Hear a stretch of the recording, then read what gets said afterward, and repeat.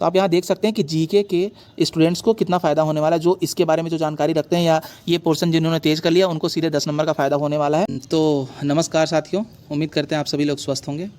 तो साथियों, बैंक में ऑफिसर बनने का बहुत शानदार मौका मिला है अभी आपके पास।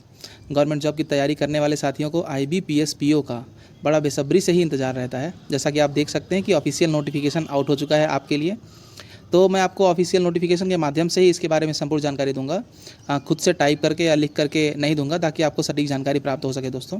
तो वीडियो को एंड तक देखिएगा, आपको हर जानकारी प्राप्त हो जाएगी दोस्तों। तो चलिए इस वीडियो को शुरू करते हैं।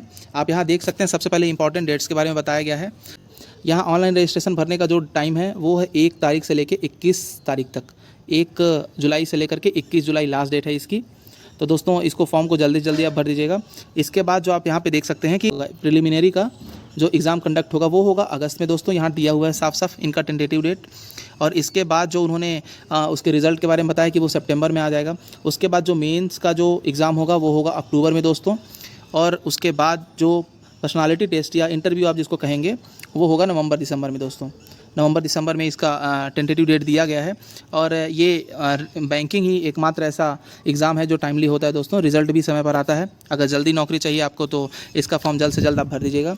डेट्स के बाद हम देखेंगे कि पार्टिसिपेटिंग बैंक कौन कौन से हैं दोस्तों। तो इसमें हमेशा 11 बैंक रहते हैं जो पार्टिसिपेट करते हैं इसमें। आप यहाँ पे लिस्ट दी हुई है देख सकते हैं। इसमें यूनियन बैंक भी रहता है, सेंट्रल बैंक भी रहता है, बैंक ऑफ इंडिया भी रहता है। तो इसमें 11 बैंक पार्टिसिपेट करते हैं साथियों।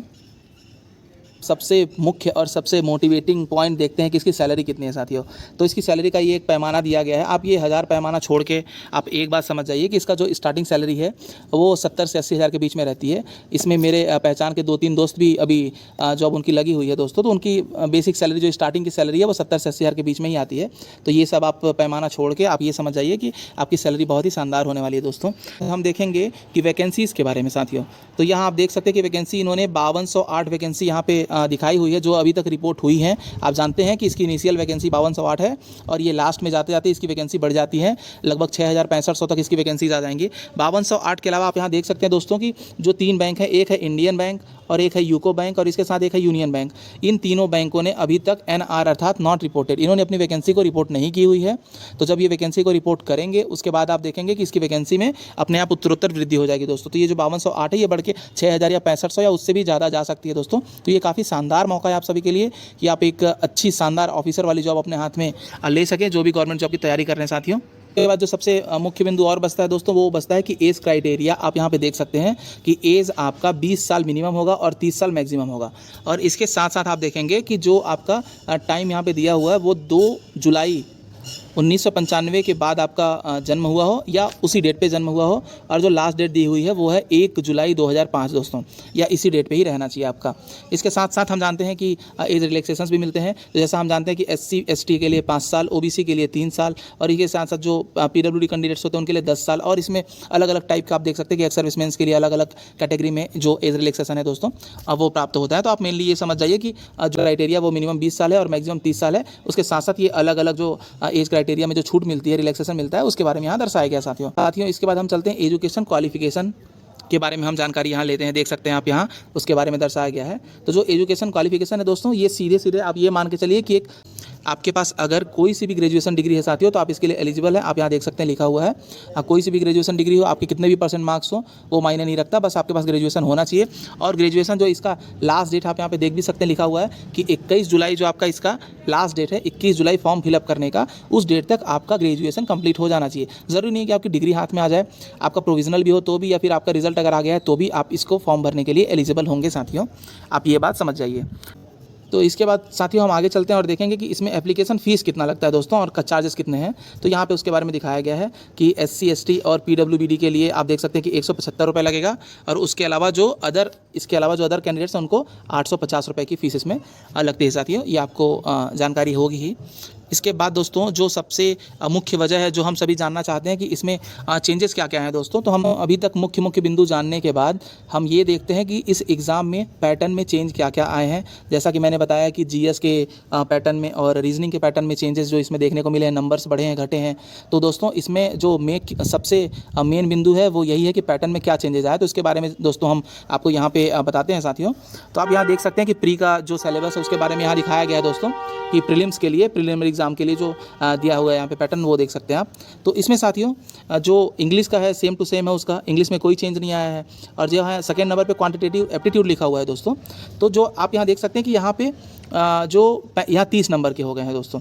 पहले ये 30 के जगह 35 नंबर का हुआ करता था, तो ये अब 30 नंबर का 5 नंबर मैथ्स में कम हो गए दोस्तों। और जो रीजनिंग है वो अब 40 नंबर का हो गया है, पहले ये 35 नंबर का होता था, तो रीजनिंग भी 5 नंबर बढ़ा है और मैथ्स में 5 नंबर कम हुआ है दोस्तों। और जो इसका क्वेश्चन है वो सेम है, पहले भी इतने ही क्वेश्चन आते थे साथियों। तो प्रीलिम्स में आप देख सकते हैं कि जो सबसे ज़्यादा चेंज हुआ है वो हुआ है कि रीजनिंग में 5 नंबर बढ़े हैं और मैथ्स में 5 नंबर घट गए दोस्तों। और जो उसका समय है वो सेम टू सेम है, पहले भी यही समय था उसके लिए। और इसके बाद साथियों जो सेकेंड एग्ज़ाम हम पैटर्न में देखते हैं वो मेंस के लिए देखते हैं। तो आगे मेंस के बारे में भी देखते हैं दोस्तों। तो साथियों ये मेंस का सिलेबस है जो अभी न्यू वाला है साथियों। तो इसमें हम देख सकते हैं कि मेंस एग्जाम के बारे में क्या क्या दिखाया हुआ है।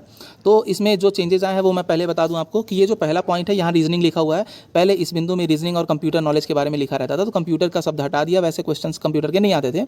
और आप यहाँ देखेंगे कि जो यहाँ 40 क्वेश्चन है नंबर ऑफ, ये पहले 45 हुआ करते थे और मार्क्स पहले भी 60 हुआ करता था, अभी भी 60 होगा दोस्तों। और इसमें जो सेकेंड पॉइंट है आप देखेंगे जीके के बारे में जो दिया गया है, इसमें पहले हम जानते हैं कि इसमें केवल जनरल इकोनॉमी और बैंकिंग अवेयरनेस, केवल इतना ही पॉइंट लिखा रहता था साथियों। और इस बार जो नया इसमें जुड़ा है वो लिख दिया इसमें कि digital financial awareness including RBI circulars, इसके बारे में इन्होंने यहाँ से अलग से लिखा हुआ है दोस्तों। और जीके के बारे में हम देखेंगे कि यहाँ काफ़ी चेंज आया है और जीके जिनका अच्छा है दोस्तों, जो जीके में तेज़ हैं उन स्टूडेंट्स को यहाँ पे काफ़ी फ़ायदा होने वाला है। तो यहाँ पे पैटर्न में हम देखेंगे कि यहाँ पे जो 35 क्वेश्चन हैं, ये पहले 35 क्वेश्चन की जगह 40 क्वेश्चन होते थे दोस्तों। और यहाँ पे ये जो यहाँ पे 50 नंबर दिखाया गया है, ये पहले 40 नंबर का होता था दोस्तों। तो ये अब 50 नंबर का हो गया, जिसमें 10 नंबर का सीधे इजाफा हुआ है। तो यहाँ आप देख सकते हैं कि जिनका जीके अच्छा है, जो जीके पे कमांड रखते हैं दोस्तों, उनको यहाँ काफ़ी फ़ायदा होने वाला है। तो इसमें हमने देख लिया कि ये पहले 40 हुआ करते थे, अब 35 और 50 हो गए हैं दोस्तों। 35 नंबर ऑफ क्वेश्चंस और 50 मैक्सिमम मार्क्स दोस्तों। इसके बाद हम देखेंगे जो थर्ड पॉइंट है इंग्लिश को लेकर के दोस्तों। तो इंग्लिश में मैं आपको बता दूं कि इंग्लिश के पैटर्न में कोई चेंज नहीं हुआ, पहले भी ये 35-40 था और अभी भी ये 35-40 है दोस्तों। इसके बाद जो चौथा नंबर है ये मैथ्स वाला पॉइंट है। तो मैथ्स वाले पॉइंट में मैं आपको बता दूँ कि पहले 35 और ये 50 जो लिखा हुआ है यहाँ, ये पहले 60 नंबर का होता था दोस्तों। तो मैथ्स पहले 35 क्वेश्चन ही आता था और 60 नंबर का होता था, जो 60 से घट के 50 हो गया दोस्तों। इसमें 10 नंबर कम हुए हैं। तो आप यहाँ देख सकते हैं कि जीके के स्टूडेंट्स को कितना फ़ायदा होने वाला है, जो इसके बारे में जो जानकारी रखते हैं या ये पोर्शन जिन्होंने तेज़ कर लिया उनको सीधे 10 नंबर का फ़ायदा होने वाला है। ये पहले 40 हुआ करता था, अब ये 50 हो गया दोस्तों। इसके बाद जो यहाँ पे देखेंगे हम कि डिस्क्रिप्टिव पेपर है एसी के लिए और कंप्रीहेंशन के लिए, ये सेम टू सेम है। पहले भी इसके 2 क्वेश्चन रहते थे 25 नंबर के, सेम है, इसमें कोई चेंज नहीं आया हुआ है दोस्तों। तो आपने यहाँ देख लिया कि सिलेबस में और एग्ज़ाम के पैटर्न में कितना चेंज आ गया। यहाँ पे जीके और रीजनिंग के स्टूडेंट्स को, प्रीलिम्स में रीजनिंग के स्टूडेंट्स को और जीके के लिए आप देख सकते हैं कि मेंस में उनको फ़ायदा होने वाला दोस्तों। तो पैटर्न में वो जानबूझ के चेंजेस लाते हैं ताकि कट ऑफ ज़्यादा बढ़े ना और लोगों को अलग अलग टाइप के डायमेंशन वाले लोगों को फ़ायदा हो।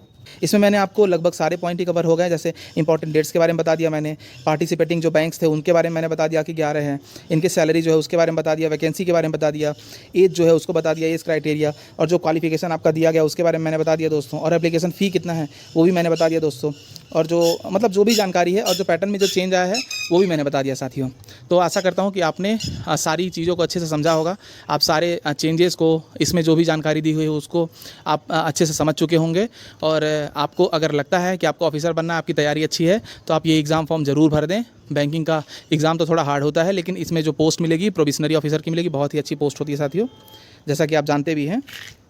तो दोस्तों आशा करता हूँ आप सभी कुछ समझ गए होंगे साथियों। मेरे चैनल को सब्सक्राइब कर दीजिएगा और अगर वीडियो अच्छा लगे तो लाइक भी कर दीजिएगा। तो साथियों आज के लिए केवल इतना ही। जय हिंद, आपका समय शुभ हो दोस्तों।